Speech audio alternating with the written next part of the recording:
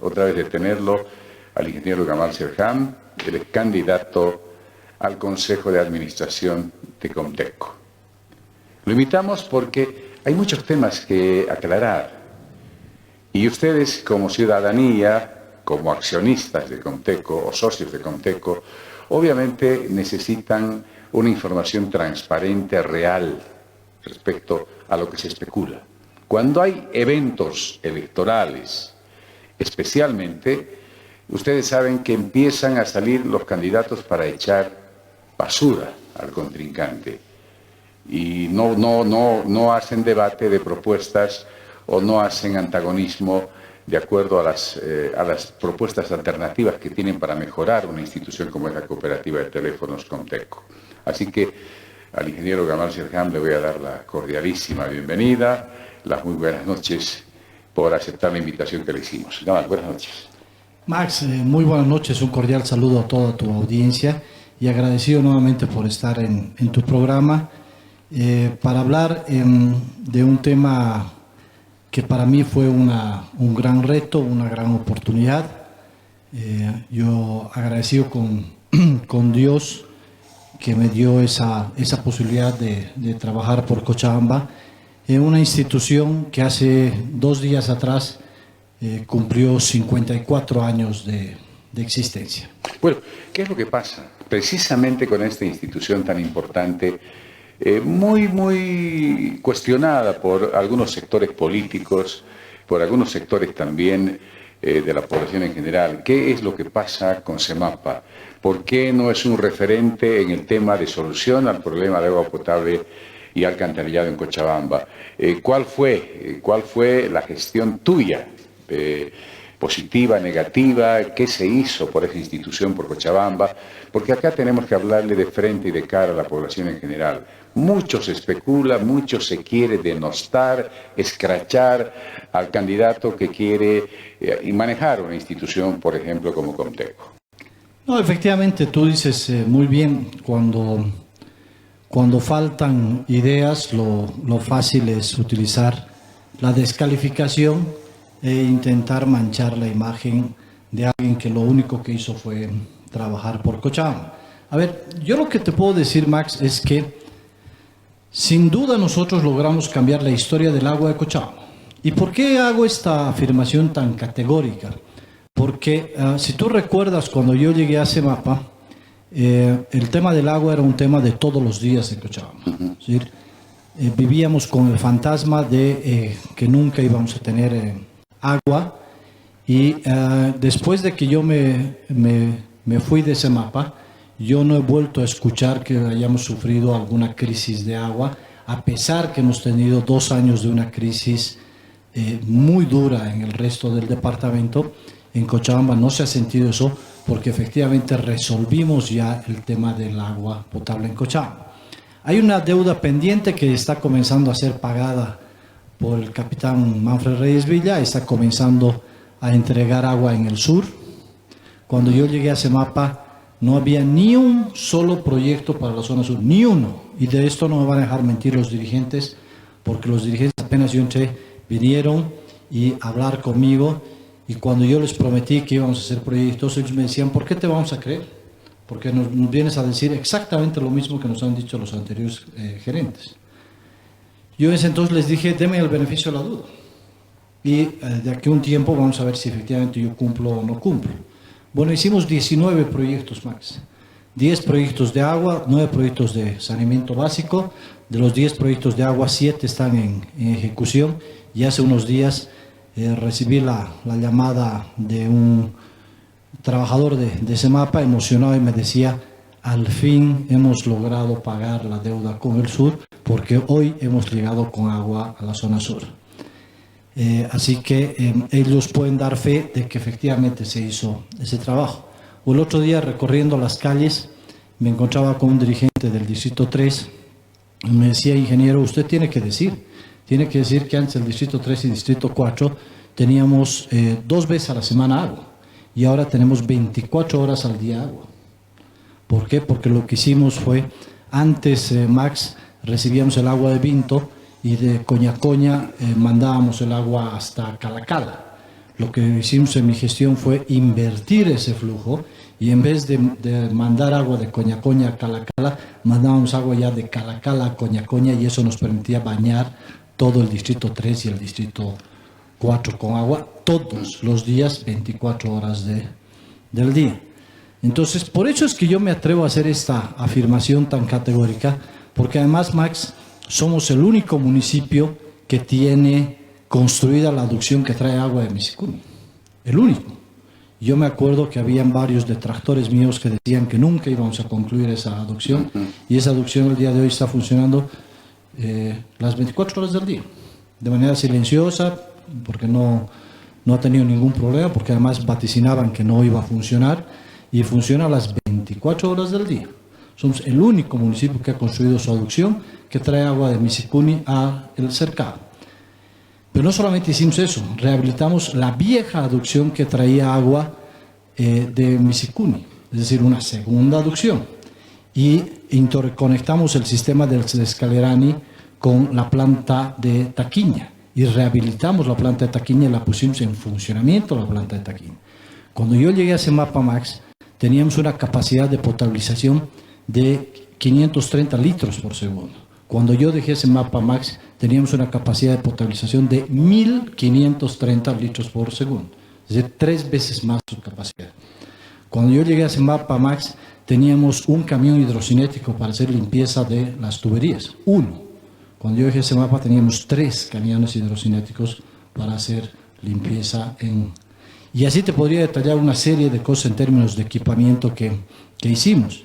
La ampliación de la planta de Calacala, la construcción de un moderno laboratorio de agua con certificación de Inmetro, la rehabilitación de la línea Sinergia Taquiña, pusimos en operación la planta de Taquiña que te decía.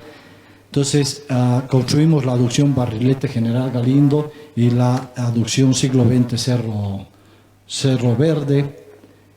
Pusimos en funcionamiento la famosa línea JICA, que fue un crédito del Japón y que nunca se había terminado, y nosotros la pusimos en funcionamiento para beneficiar a los distritos 5, 6, 7 y 14. Es decir, construimos el famoso lote 1 y lote 2 que beneficiaban a los distritos 8 y 9, con 4 OTBs en el distrito 8 y 4 OTBs en el distrito 9, con un tanque enorme en Lomas del Sur, uno de los tanques más grandes de almacenamiento de agua, pero además, junto con la Fundación Abril, hicimos una iniciativa extraordinaria que era construimos tanques cosechadores de agua en las escuelas públicas de la zona sur. ¿Para qué? Para captar el agua de lluvia, y con esa agua de lluvia almacenábamos 104.000 litros en el año, que nos permitían que todos los niños podían tener agua para sus necesidades básicas. Pero además reciclábamos el agua, porque después de que se lavaban las manos, esa misma agua servía para un huerto urbano que lo hicimos junto con la Fundación Abril de Óscar Olivera. Él también puede dar fe del trabajo que venimos realizando. Renovamos la red de agua potable del centro. Hoy, no sé si tú has visto, se está haciendo esta renovación del agua potable del centro. Trabajo. Pero se está haciendo sin molestar a nadie. Nadie se ha enterado de que se está haciendo este trabajo, porque no se molesta a nadie, no se ha excavado las calles, no se para el tráfico, no se molesta a los vecinos, porque trajimos una nueva tecnología que es el trenchless, que es un sistema de renovación del sistema de agua potable sin excavación. Es a través de unas máquinas que se llaman perforación directa dirigida, que a través de un topito van perforando, llegan hasta el otro lado de la calle y en un día se realiza un tramo completo, porque en la mañana se excava y en la tarde se tiende la tubería y ya está listo. Y no hemos perjudicado nunca a nadie, además de ser amigable con el medio ambiente, y 15% más barato que un sistema tradicional, sin los perjuicios sociales que esto genera adicionalmente. Entonces, si te das cuenta, Max, tenemos toda una historia completa que contar respecto a la gestión que hicimos, como por ejemplo, concretamos el financiamiento para la ampliación de la planta de tratamiento de Albarrancho, o implementamos el primer sistema de pretratamiento en la cuenca Valverde, un sistema además con filtros que permitían eliminar el tema del olor, porque esa zona era altamente contaminada. Entonces, además construimos el emisario Tamborada Sur en el distrito 9, el emisario sureste en los distritos 9 y 5, y varios kilómetros de nueva red de alcantarillado en toda la zona sur.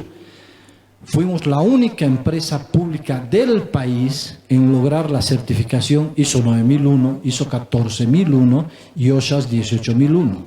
Es decir, sistemas de gestión de calidad, sistemas de cuidado del medio ambiente y sistemas de seguridad y salud ambiental, ocupacional, perdón.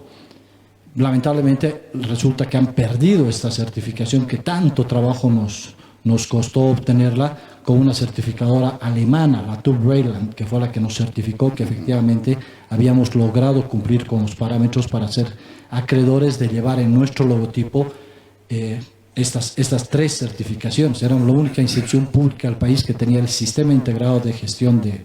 Ahora, Gamal, la pregunta que la gente que nos está viendo en este momento en sus casas: ¿por qué Cochabamba no conoció este trabajo que para mí es fantástico, además importante, que hubiésemos querido conocer? Porque como tú dices, hasta la gente de la zona sur se sorprende porque ya tiene agua ahora, pero nadie sabe quién lo hizo. ¿Por qué siguen trabajando en las calles, como tú dices, sin molestar, pero nadie se enteró qué gestión fue la que hizo? ¿Qué es lo que pasó? ¿Le falta un equipo de comunicación? ¿Le faltó en ese momento a CEMAPA? ¿O es que no quisiste que se conozca aquello? Primero que habían sido los políticos muy grandes respecto al trabajo que yo realizaba. Y el directorio nunca me aprobó un peso, ni siquiera para hacer trabajos de concientización de uso eficiente del agua. Nunca. Ni en la crisis durísima que nosotros tuvimos, me aprobaron un solo peso para hacer campañas de concientización. Entonces, no teníamos un equipo de comunicación, no había un departamento de comunicación. Toda la comunicación la hacía el gerente general, y obviamente entenderás que no alcanzaba para poder contar todas esas historias. Pero además, lo que te decía al principio, había un celo político muy grande respecto al trabajo que hacía la gerencia general, y por eso es que decidimos nosotros dedicarnos a hacer lo que sabemos hacer, que es trabajar, y finalmente que los resultados terminen hablando por nosotros. O sea, ha sido una gestión eminentemente institucional, administrativa, no política. Fue una gestión 100% técnica, donde volqué toda la experiencia que yo he acumulado durante muchísimos años, tanto como ingeniero, como en empresas de servicio, y no solamente que logramos hacer este trabajo, sino que adicionalmente logramos varios trabajos de innovación. Por ejemplo, CEMAPA tiene 2 aplicaciones, Max, 2 en su celular, ustedes las pueden bajar. En la primera usted puede saber cuál es el consumo de agua que usted tiene y cuánto tiene que pagar. Puede bajar hasta su preaviso de pago. Y la otra sirve, es una aplicación que solamente tiene 3 pasos.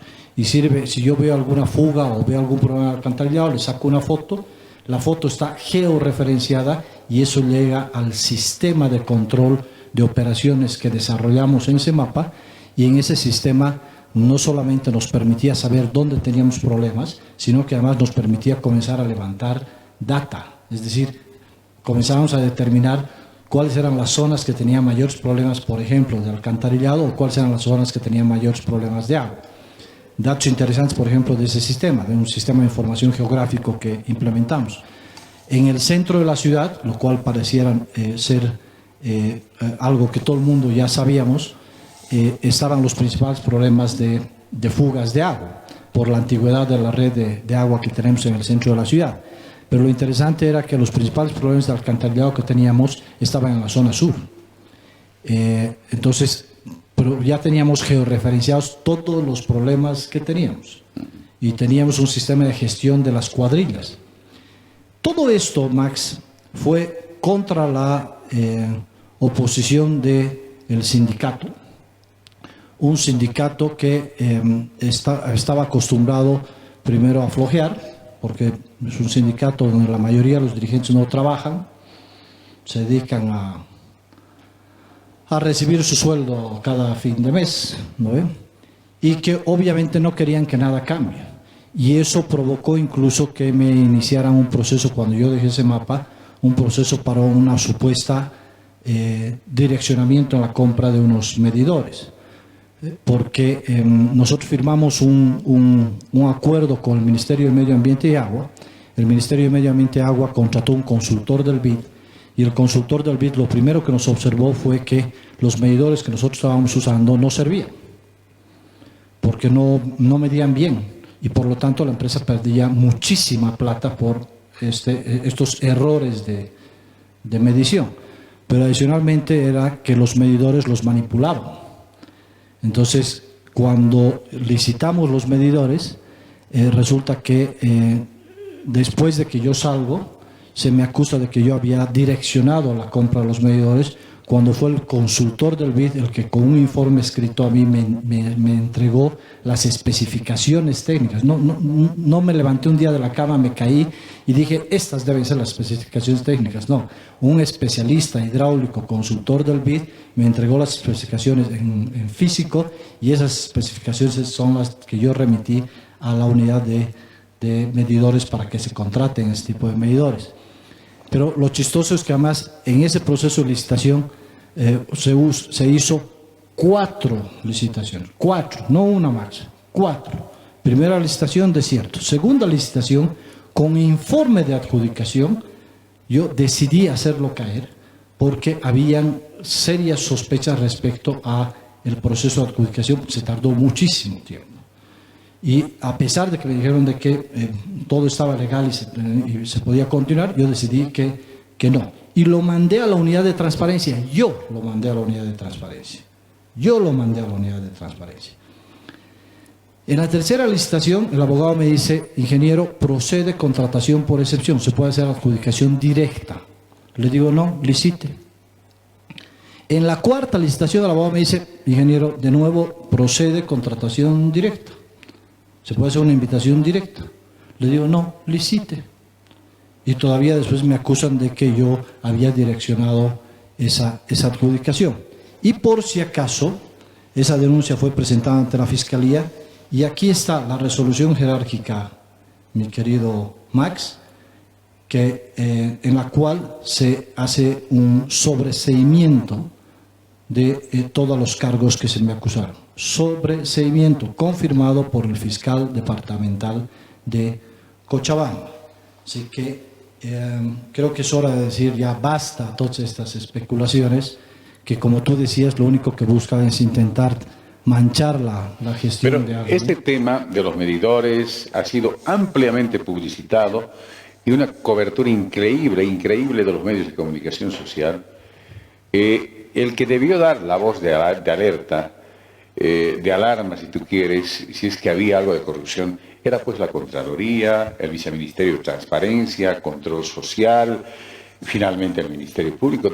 No pasó absolutamente nada. O sea, este comportamiento, estas denuncias eran eminentemente de carácter político, sindical, o cuál la figura, porque no solamente se habló de los medidores, se habló en este mismo set. Varios de los invitados han venido a decir de que habían tubos o tubería botada en la zona sur, no sé en qué lugares, que estaban deteriorándose, que ya no servían, que hasta ese extremo se llegó en hechos de corrupción en Semapa. Entonces, ¿cuál ha sido el comportamiento? ¿Qué es lo que pasó? ¿Tiene trasfondo político esto? No, por supuesto que tenía trasfondo político, pero además tenía trasfondo económico, porque ahora te puedo dar algunos datos. El dato más interesante es que quien me inicia la querella era cuñado. Es decir, su hermana estaba casada con el eterno proveedor de medidores de Semapa. Qué bonito, ¿no? El que me inicia la querella era cuñado del eterno proveedor de medidores de Semapa. Y en concomitancia, ¿con quién? Con el sindicato, porque su máximo dirigente trabajaba en medidores. Y adivina qué hacían en medidores. Lo que hacían era, le sacaban la carcasa y podían manipular la relojería del medidor. La recomendación del consultor del BID es justamente que los nuevos medidores no se pudieran manipular. Pero además, los nuevos medidores venían preequipados para hacer lectura remota. Y así se terminaba el negocio de yo te pongo lo que tú quieras, pero depende de si me das algo a cambio. Entonces, y respecto a este tema, las tuberías que estaban botadas en el aeropuerto, efectivamente fue una compra que se hizo no en mi gestión, sino por lo menos 5 años antes, para hacer una renovación de un colector en la zona sur, y que por el tiempo que estuvieron tanto tiempo en el sol, obviamente esa tubería quedó inutilizable. Y yo inicié los procesos contra los responsables. Entonces, lo que pasa es que es fácil pues hacer acusaciones sin documentos, ¿no? Por eso es que yo hoy día te digo, me he permitido traer, se hizo la denuncia ante la Fiscalía llevó el caso, se me imputó y finalmente la Fiscalía me ha sobreseído y el juez ha cerrado el caso, porque no solamente el fiscal de materia ha cerrado el caso, sino el fiscal departamental ha ratificado la resolución del fiscal de materia, y con eso se ha cerrado este caso, demostrando mi inocencia y demostrando que esta acción fue una acción que mezclaba intereses políticos con intereses económicos. Porque yo afecté intereses económicos, mi querido Max. Y obviamente era fácil echarle lodo a quien en su momento no conocía toda esta historia, porque yo la he conocido a través justo de la investigación del Ministerio Público y he terminado entendiendo qué es lo que estaba pasando. Yo no entendía cómo es que el gerente que entró detrás mío entró exclusivamente a hurgar este tema. Qué curioso. Pero entró exclusivamente, yo no entendía, hasta que me enteré que había sido el cuñado del eterno proveedor de medidores de CEMAPA. Este tema de las denuncias, el echar lodo a la persona que estuvo en funciones o ahora que está en otro emprendimiento, otro cometido, quedó aclarado, zanjado con ese sobreseimiento del Ministerio Público. Hay una curiosidad que seguramente mucha de la gente que nos está viendo está esperando que te lo pregunte. Aprovechando tu presencia, tenemos mucho tiempo. ¿Qué es lo que pasa? Siempre se ha cuestionado a todos los gerentes de CEMAPA de que poco o nada les importó el tema de la ampliación de la red de agua potable y alcantarillado de Cochabamba a toda la mancha urbana que ha crecido. Por un lado. Por otro lado, seguimos con el viejo sistema obsoleto y fruto de ello han aparecido muchísimas denuncias de que más del 50% del agua que se da a la población en general se pierde porque la tubería está mal, vieja. Sí, efectivamente, por eso es que te decía, con este sistema de información geográfico que nos reportaban, nos mandaban los reportes, nosotros comenzamos a determinar y comenzamos a tener un análisis histórico de cuáles eran las zonas que tenían mayores problemas de agua o mayores problemas de alcantarillado. Y ratificaron, digamos, lo que ya sabíamos de manera empírica, que era que en el centro de la ciudad teníamos la mayor cantidad de pérdidas. El tema de pérdidas de agua es un problema no solamente de Cochabamba, sino es un problema en el mundo, porque lamentablemente tú te enteras de que hay una fuga solamente cuando esta fuga llega a la superficie. Y muchas veces por los grados de compactación que hay o por el tipo de carpeta que tenemos encima, en algunos casos pavimento rígido, otras veces pavimento flexible, tú te enteras mucho tiempo después y solamente sale además por el lugar más blando, digamos. Entonces aparece la fuga, no necesariamente donde está la fuga, sino puede aparecer varios metros más arriba o más abajo dependiendo de las circunstancias. Entonces hay una especie de fugas silenciosas, pero en particular en Cochabamba esto se debe a que tenemos una red de agua que data de hace más de 50 años atrás. Entonces, por eso es que se planteó este tema de la renovación en el casco viejo, pero nosotros le planteamos al Ministerio de Medio Ambiente y Agua que lo hiciéramos con esta tecnología y el Ministerio de Medio Ambiente y Agua se negaba. Quería que abriéramos zanja. O sea, pero era una locura, pues. O sea, tú te imaginas, no sé si tú te acuerdas, en la gestión de un alcalde anterior, abrieron la lanza y se tardaron un año en resolver los problemas de la lanza. Era imposible. Era materialmente imposible realizar eso. Por eso es que se planteó en esta alternativa que hoy se está ejecutando, Max. Y te vuelvo a reiterar, es absolutamente silenciosa, pero además nos permite que como se lo está utilizando tubería HPDE, que es polietileno de alta densidad, no es PVC, el problema con el PVC es que entre junta y junta se van debilitando y ahí comienzan las pequeñas fugas y hasta que se convierte en una gran fuga. En cambio, el polietileno de alta densidad es una sola tubería, que se hace una soldadura, digamos, entre parte y parte, pero queda como una sola tubería. Entonces aumenta la presión de agua. Cuando hicimos el proyecto piloto por ahí por la avenida Juan de la Rosa, en la OTB Venezuela, incrementamos la presión. Nosotros medimos la presión en metros de columna de agua. Incrementamos la presión de 2 metros de columna de agua a 10 metros de columna de agua. Es decir, 5 veces la presión solamente por el hecho de utilizar este tipo de tubería. O sea, solo por el hecho, y inclusive generamos algunos problemas en algunas casas porque por la presión generamos problemas dentro de su instalación interna, ¿no?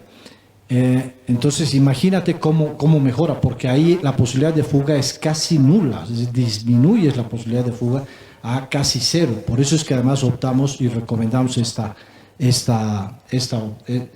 solución técnica. Y insisto, hoy se está ejecutando, lo cual es realmente grato y agradable ver que no estábamos equivocados en la solución que habíamos planteado. Posteriormente hay que ver resolver el tema del alcantarillado. Y para el alcantarillado lo que hicimos es, firmamos y se está en pleno proceso de ejecución la ampliación de la planta de Barrancho. Porque resulta que si bien ampliamos la capacidad de nuestras plantas potabilizadoras de 500 a 1500 max, también teníamos que ampliar la planta de tratamiento de aguas residuales. Teníamos una planta de 600 litros por segundo y logramos el financiamiento para ampliarla a una planta de 1000 litros por segundo. Es decir, casi el doble de su capacidad, porque esa era otra de las tareas pendientes, el tema del saneamiento.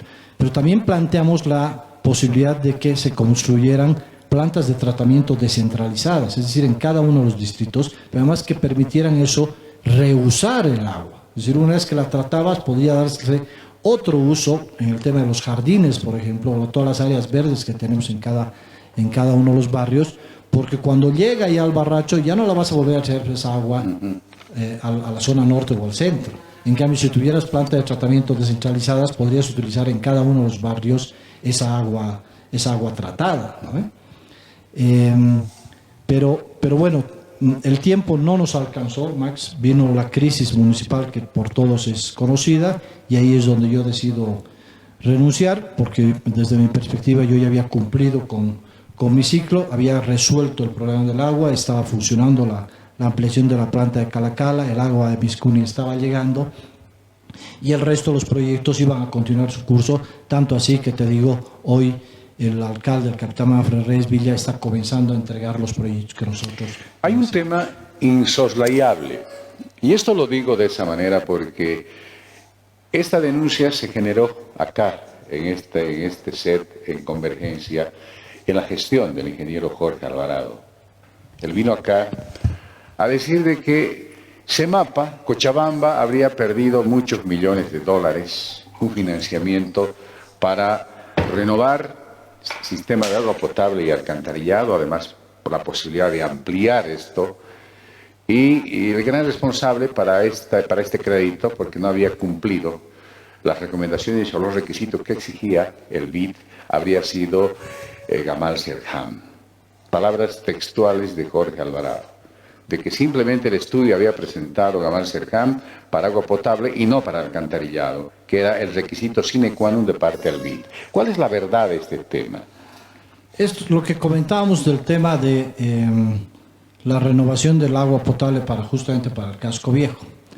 El ministerio a pesar de que tuvimos una reunión con la ministra y le explicamos lo que nosotros queríamos hacer y ella estuvo de acuerdo con cambiar la tecnología para hacer la renovación del agua potable, parece que vino una instrucción política y ahí es cuando nos rechazan a nosotros que utilicemos esta metodología. Y se dejó en suspenso el crédito español.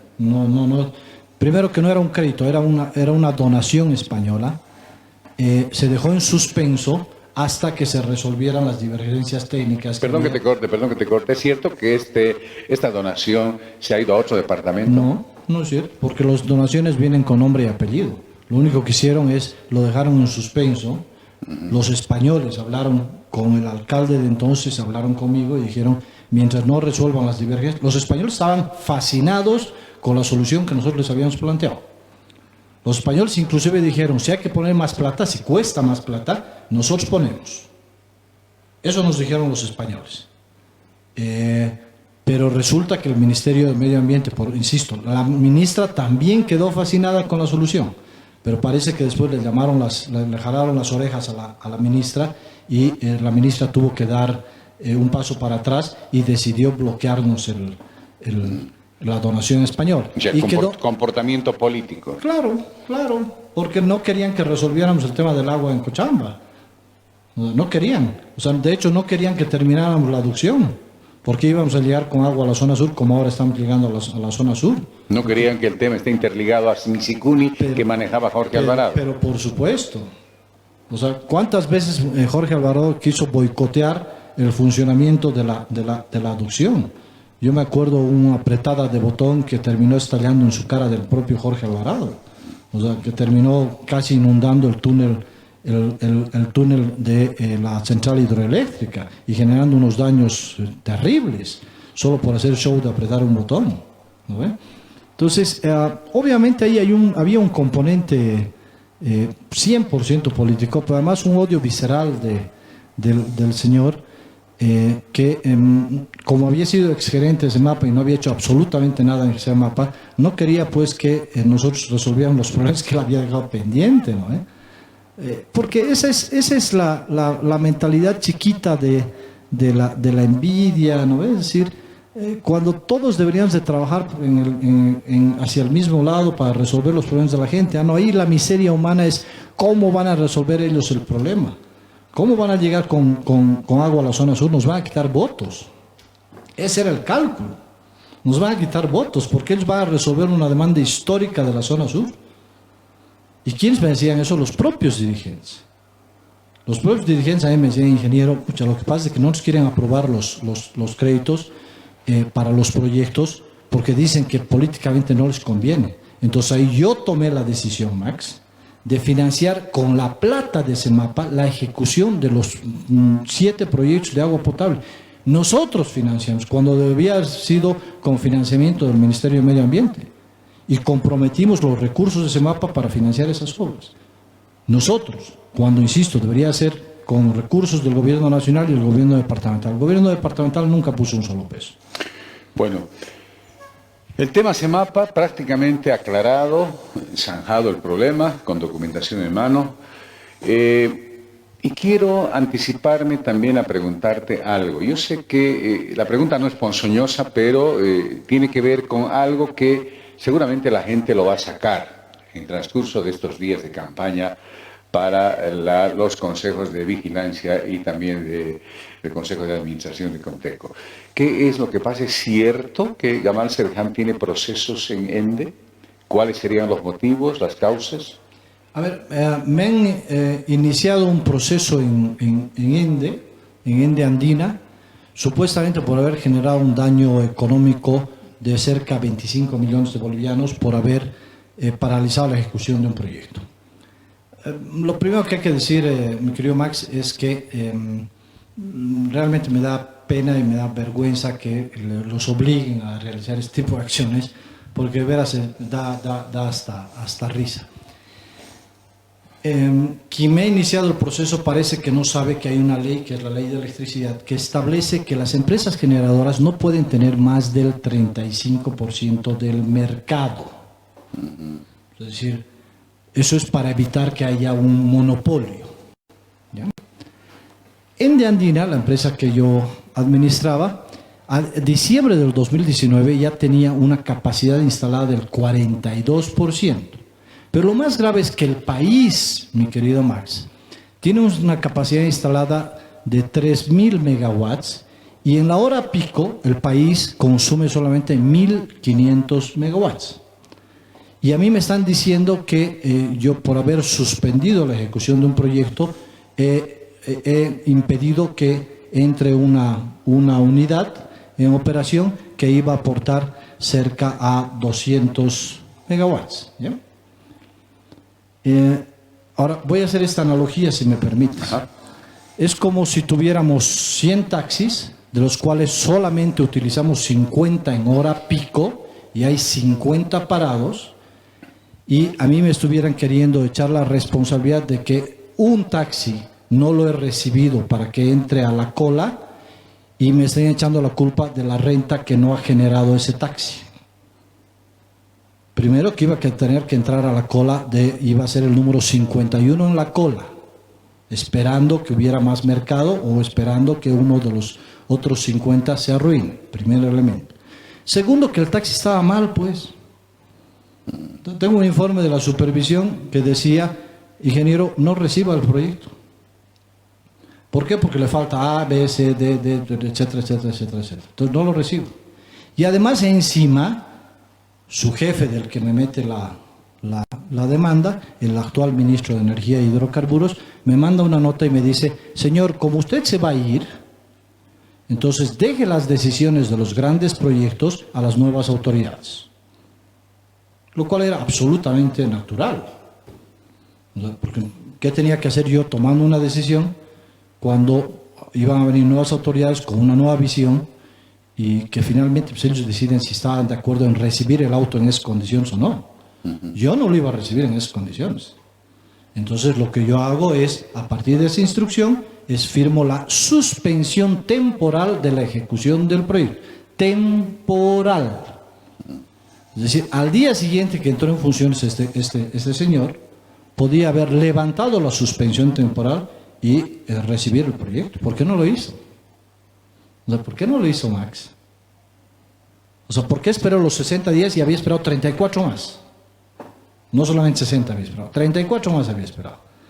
Y dicen que yo soy responsable de esos 94 de una unidad que no iba a entrar en funcionamiento, primero porque Ende Andina había sobrepasado la capacidad instalada que le permite la ley, y segundo porque había una cola de 50 autos antes de y tercero porque no estaba en condiciones de funcionar. No estaba en condiciones técnicas de funcionar. Entonces, yo te digo lamento que los tengan que impulsar a hacer este tipo de denuncias, porque me parece una barbaridad que los expongan a hacer el ridículo, porque eso es hacer el ridículo, más. Eso es hacer el ridículo. Así que, como siempre lo he hecho, y yo siempre he dicho, yo estoy aquí, voy a seguir aquí, no me movió de Cochabamba, yo no me voy ni a ningún lado, y voy a seguir trabajando por Cochabamba. En esta ocasión, si Dios me permite y la población así lo cree, a partir de ahora, a partir de Comteco. Bueno, obviamente que Gamal Serján está habilitado legalmente. Con estos antecedentes, con esta aclaración, seguramente todo esto lo tiene en conocimiento el Tribunal Departamental Electoral. Refiriéndonos ya a Comteco, como primera medida, Gamal Serján plantea transformar juntos, dice a la población en general, Comteco. ¿A qué se refiere concretamente Gamal Serján de transformar qué al interior de Comteco? Todo, Max, todo. A ver, lamentablemente los trabajadores terminan dando la cara por las malas decisiones de sus ejecutivos y de sus directores. Nosotros nos estrellamos contra ellos, pero ¿quiénes toman la decisión, Max?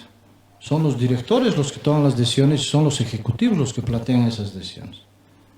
Entonces, ¿qué tenemos que cambiar? Obviamente lo que tenemos que cambiar son los directores, lo que tenemos que cambiar son los ejecutivos. Es lo primero que tenemos que cambiar. Y de ahí lo que tenemos que hacer es un proceso de transformación al interior de la empresa. Primero, para entender que Comteco ya no es un monopolio. Es decir, el cliente no se tiene que aguantar las ganas de cómo lo tratan o de qué servicio le dan.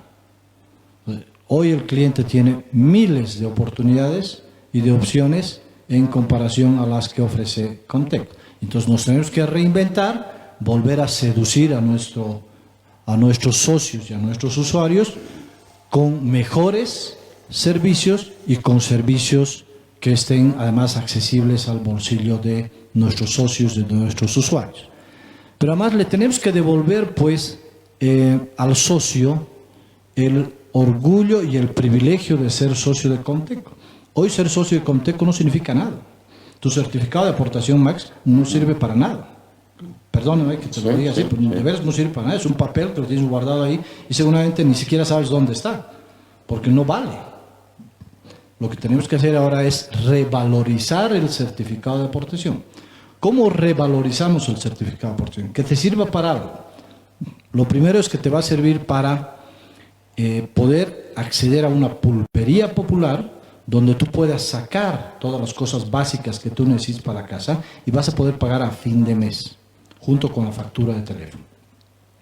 O a una red de farmacias, todas las farmacias que quieran incorporarse a este sistema, se suscribirá un convenio con cada una de ellas, de tal manera que uno pueda ir a la farmacia y hacer lo mismo que en la pulpería, sacar el medicamento y que te lo carguen a tu cuenta y a fin de mes tú puedas tener la oportunidad de pagar. ¿Por qué? Porque con la pandemia los dos principales problemas que está atravesando la gente, en especial que ha tenido que enfrentar el COVID, es primero luchar contra la enfermedad y segundo luchar contra la economía de la casa. Porque eso ha golpeado muy fuerte a todos los hogares con virus. Entonces, ¿qué tenemos que hacer? Lo que tenemos que hacer es recuperar el principio de solidaridad y de reciprocidad que tiene la cooperativa. Y tenemos que pensar en nuestros socios en cómo devolverle al socio algún beneficio y que su certificado de aporte valga para algo. La segunda cosa que vamos a hacer es, le vamos a entregar una tarjeta de crédito solo por el hecho de ser socio, que te va a permitir una línea de 3.000 bolivianos, para que tú puedas monetizar tu acción. Pero además vamos a transformar digitalmente la empresa, vamos a utilizar la tecnología de tal manera que todos los servicios tú los puedas contratar desde el celular. Y vamos a hacer lo que lo hemos denominado los servicios a la carta. Es como cuando tú entras a un restaurante, Max, ves una carta enorme, ¿no? Pero tú eliges una cosa y lo que tú consumes lo pagas, pero solo lo que consumes. Es decir, tú vas a tener que tener la posibilidad de contratar 1, 2, 10 o 15 canales y los que a ti te interese. Y tú vas a poder contratar la velocidad de internet que tú quieras. Hoy quiero 10 megas y mañana, porque tengo fiesta y va a venir mucha gente, quiero tener 50 megas y pasado 5 megas. Y dependiendo de los megas que hayas consumido. De manera opcional. Pero claro, Max. Pero no vas a tener que ir a hacer un trámite además, ¿no? Porque es una tortura además ir a Comteco. O sea, insisto, no es un problema de los trabajadores, es un problema de la visión y la incapacidad de la administración que no ha entendido que el centro del negocio de Comteco es atender pues a nuestros socios, que Comteco tiene que estar al servicio de los socios y no los socios tienen que estar al servicio de Comteco. O sea, al revés. O sea, necesitamos cambiar toda esa filosofía. La mayoría de los candidatos están planteando, pudimos hacer una inventariación de las declaraciones, las ofertas que hacen. Piden, primero, cambiar los estatutos. ¿Está tan mal el estatuto de Comteco? Los estatutos son tan malos, tan pésimos. Todos plantean cambiar los estatutos. Primero. Segundo, la mayoría, por no decir todos, lo mismo plantean auditorías, tanto interna cuanto externa. A ver, la auditoría hay que hacerla y a todas las inversiones que se han realizado los últimos 10 años o más. Hay que hacerla, por supuesto que hay que hacerla. Y quienes resulten responsables de daño económico, si se demuestra que ha habido un daño económico a los socios, tendrán que responder ante las autoridades correspondientes. ¿Legalmente es viable, digamos, 20 años atrás? Pero por supuesto, por supuesto. O sea, la nueva Constitución establece que el daño económico es imprescriptible. Entonces, por supuesto que es 100% viable. Estatutos. Pero, a ver, yo no sé si el problema sea los estatutos. Yo creo que el problema es la administración. O sea, a ver, te voy a dar un ejemplo de los problemas de administración, Max. En enero, Comteco ha aprobado un nuevo organigrama. En julio ha aprobado otro organigrama. O sea, no te dice algo, es decir, medio raro, ¿no? Que en 6 meses se decida un organigrama y de ahí se quiera cambiar otro organigrama. Eso es una demostración tácita de que ni siquiera saben hacia dónde quieren ir. O sea, ni siquiera saben hacia dónde quieren ir, porque no puede ser que un día tú digas, vamos a funcionar así, y al día siguiente digas, vamos a funcionar así. Por lo menos hoy completado un año para poder tener un indicador de evaluación. Y lo peor es de que al interior de Comteco, por ejemplo, a los trabajadores se los cambia dependiendo si lo tratas bien o no a los ejecutivos o a los directores. Y tu sueldo también depende de eso. ¿Es correcto eso, mi querido Max? Eso no es un problema de administración, es un problema pues de administración. Es un problema de gestión, es un problema de capacidad de gestión. Comteco es la empresa cochabambina que debe tener mayor patrimonio. En el tema de las pulperías, por ejemplo, parte de lo que nosotros queremos hacer es que en las pulperías estén todos los productos hechos en Bolivia. ¿Por qué? Porque lo que queremos es generar un círculo virtuoso en Cochabamba de mover la economía local. Es decir, todos los productos que estén en las pulperías de Comteco, las pulperías populares, van a ser productos hechos en Bolivia, con la marca hecho en Bolivia, para fomentar la producción nacional. Obviamente vamos a cuidar que sean de buena calidad, pero además va a ser a precios justos. Porque el objeto de Comteco no es ganar plata, el objeto de Comteco es servir a su masa societaria.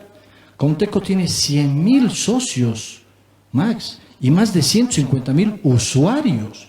¿Tú sabes lo que es eso? Es un monstruo, pero es un monstruo desaprovechado, desatendido, lamentablemente maltratado en muchas ocasiones, cuando lo que se podría hacer es 20.000 cosas. A partir de la propuesta, por ejemplo, del tema de la farmacia, me han comenzado a llamar de los laboratorios y me han dicho, nosotros queremos ser parte también de ese sistema. Y mañana te garantizo que me van a llamar los de las ferreterías y pasado me van a llamar los es decir, de todos los sectores. Muy breve, Gamal, quiero aprovechar los últimos minutos. ¿Comteco tiene capacidad de ampliar su masa societaria? Estamos hablando de 100.000, puede llegar a 150.000, 200.000. ¿Hay perspectivas, hay capacidad, no hay capacidad? Por un lado. Por otro lado, una pregunta seguramente incómoda para el ser humano, en este caso para el trabajador. Varios candidatos están hablando ya fuerte contra los trabajadores, de que hay mucha burocracia al interior de Comteco. Segundo, de que los sueldos son realmente muy apetecibles para cualquier ser humano y de que ganan mejor que en cualquier institución. ¿Esto es cierto? ¿Cuál es el criterio que tiene respecto a estos temas? A estas intencionalidades, diría yo, concretamente hablando, que tienen varios candidatos. A ver, lo primero, Comteco tiene posibilidades de tener nuevos socios, por supuesto, pero ya no sobre la base de la telefonía fija. Por la telefonía fija, lo pondremos claro, Max, se ha muerto. Es decir, el teléfono fijo casi es un adorno hoy en nuestras casas. Lo que necesitamos es reinventar Comteco, es refundar Comteco, tener una empresa de tecnología, de innovación y de servicios, una nueva generación de empresa, la Comteco 4.0. Hay una revolución que es la revolución industrial 4.0 en el mundo.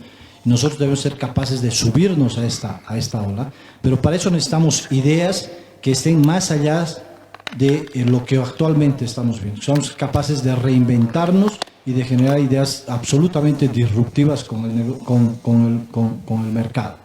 Respecto al tema del manejo de los recursos humanos, si tú digitalizas Comteco todos los procesos, vas a poder reorientar los recursos humanos y vas a poder además capacitarlos. Las mejores empresas en el mundo, Max, tienen nuevas visiones respecto a cómo se deben manejar los recursos humanos. Por ejemplo, en las mejores empresas del mundo no se marca tarjeta.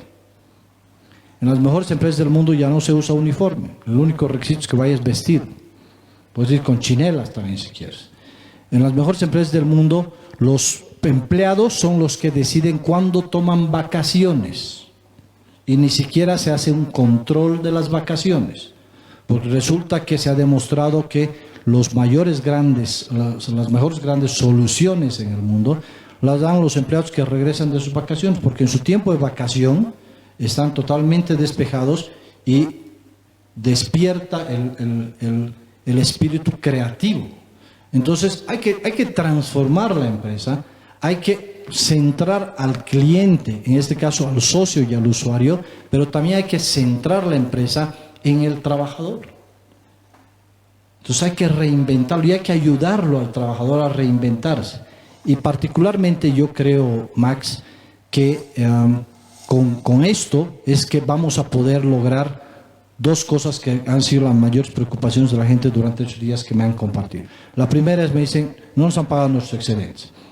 No vamos a poder pagar excedentes si es que Comteco no genera utilidades. Los excedentes vienen de las utilidades. Y para generar utilidades necesitamos reinventar la empresa y que comience a generar negocios que generen recursos. La segunda gran preocupación es, mi internet es un desastre. Entonces, ¿cómo vamos a hacer el motor de la transformación digital de Cochabamba si el internet es un desastre? Claro, si las decisiones tecnológicas que se toman no son precisamente las mejores, entonces obviamente el servicio que se brinda es de lo peor. Así que estén seguros que si somos favorecidos con el voto de la población, vamos a tener la oportunidad de transformar nuestra empresa y volver a tener a nuestra Comteco como una de las líderes en Bolivia. Bueno, lamentablemente el tiempo se nos fue. Gamal, quiero agradecerte